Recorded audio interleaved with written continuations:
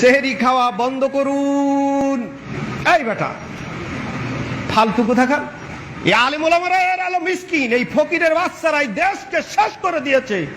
এদের কারণে আল্লাহর গজব আসছে আজ, কারণ নীতি থেকে তারা দূরে সরে গেছে। টাকাকে সবকিছু সবার চাইতে সবকিছু মনে করেছে। সাহুর হলো একটা বারাকাতের সময়, সাহুর খেতে হবে ঠিক আছে, কিন্তু সাহুর খাবো এই সময়ে খেতে বসেছি, বন্ধ করেন, আর মাত্র 5 মিনিট আছে। না পিট বেটা, চুল কাইটা খা, ধর্ম বিক্রি করে খাইস না। চুল কাট, রাস্তায় জুতা শিলা, কাপড় সেলাই করে খা, প্রয়োজনে ভিক্ষা করে খা, কিন্তু ধর্ম বিক্রি করিস না। তোরে কয় টাকা দিব?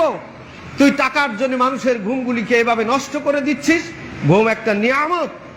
তারাবি পরে সারাদিন সিয়াম পালন করে, কিয়াম করে অনেক মানুষ ঘুমিয়ে গেছে, অসুস্থ মানুষ, ওর মাইকের জ্বালায় থাকা যায় না। এই মাইক আজকে ওরাও বলতেছে এগুলো বেদাত। এগুলো কি বেদাত? প্রয়োজনে সাহারির জন্য আজান দেওয়া যায়, শুধুমাত্র আজান। আমার মাঝে মাঝে মনে হয় কি জানেন, শেষ রাত্রিতে উঠে বড় একটা লাঠি নিয়ে ওই হুজুরদের পিঠাইয়া পিঠের চামড়া উঠাই দিই।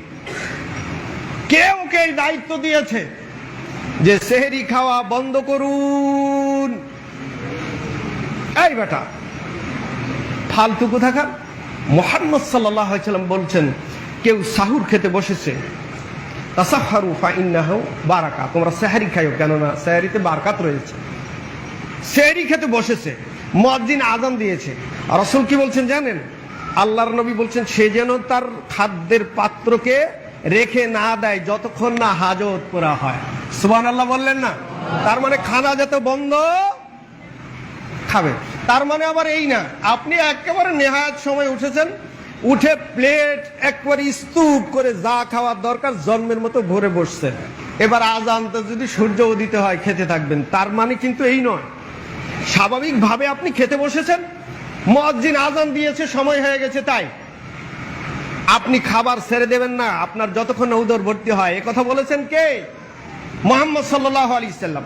আর এই বেটা বলে বন্ধ করুন, নবী বলে চালিয়ে যাও, আরে কয় বন্ধ করুন। কারটা শুনবেন? মুহাম্মদ সাল্লাল্লাহু আলাইহি সাল্লামেরটা।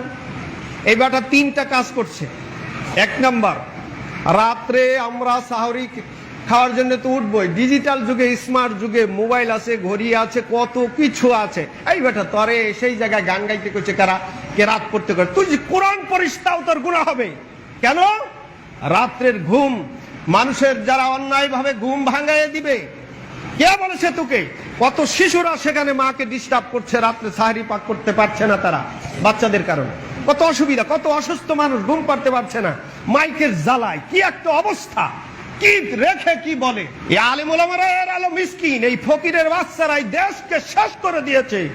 এদের কারণে আল্লাহর গজব আসছে আজ, কারণ নীতি থেকে তারা দূরে সরে গেছে। টাকাকে সবকিছু সবার চাইতে সবকিছু মনে করেছে। আপনারা দেখেন নাই কিছু হুজুর আল্লাহু আকবার বলে বালি ভরা দিছে আগুনের উপরে। বেটা বালি ভরার কাম বাচ্ছে, তোর বালি ভরায় কাম লাগবে না। কারণ কি?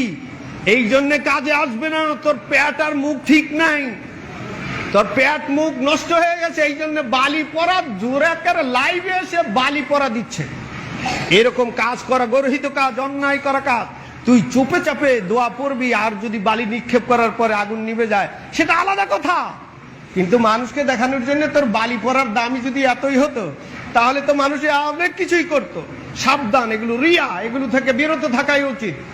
দুঃখের কথা বলবো আর কি করে, আজকেও দেখলাম ভাইরাল, সৌদি আরবে আজানের শব্দকে কমিয়ে দেওয়া হয়েছে, খাফিফ করা হয়েছে। আমি সিরিয়াসলি দুঃখিত, আশ্চর্য হয়ে গিয়েছি যে পবিত্র মক্কার মতো জায়গায় মসজিদের আজানের সাউন্ডকে, মাইকের সাউন্ড কমিয়ে দিবে, এমন ধৃষ্টতাপূর্ণ আচরণ আশা করিনি তাদের কাছে।